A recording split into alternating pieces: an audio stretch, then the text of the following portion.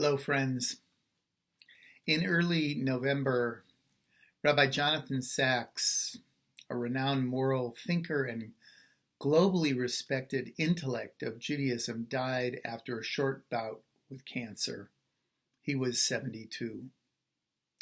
Rabbi Sachs served as the chief rabbi in the United Kingdom from 1991 to 2013 and was a powerful voice on issues including war and peace, religious fundamentalism, ethics, and the relationship between religion and science.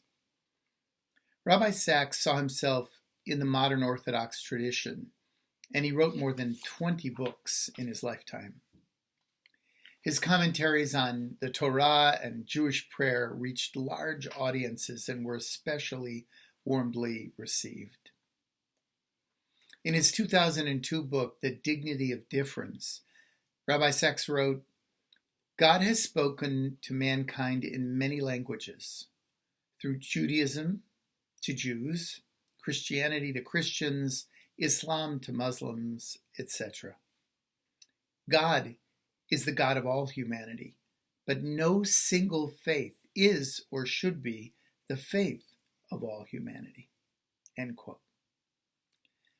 The connection of religion to war and violence was one of Sachs's greatest interests. His book, Not in God's Name, explained how religion has been misused to promote hatred and war, and he gave a rebuke to those who have done this.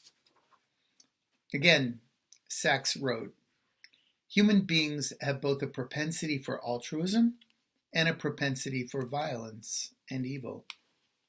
They are born at the same time. They derive from the same source, which is that we, in order to survive, both cooperate and compete. We are altruistic towards the members of our own group, and that makes us both angels and demons at the same time. Angels to the people like us and demons to the people unlike us." Rabbi Sachs's final book, published around the time of the outbreak of COVID-19, was titled Morality: Restoring the Common Good in Divided Times. In it, Rabbi Sachs addresses the importance of what he calls living the we rather than living the I. Last March, in a Zoom presentation to Hillel, the International Jewish Student Organization, Rabbi Sachs said that the people who were hoarding food and medicine and refusing to socially distance exemplified a living the I approach. He said, quote, "They're only concerned with their own interests. That's what happens when you put the I ahead of the we. When you empathize the we, something extraordinary happens. You get the most heroic behavior from doctors, from nurses, from healthcare workers, from people who are stacking the shelves in supermarkets. These are the people who live the we."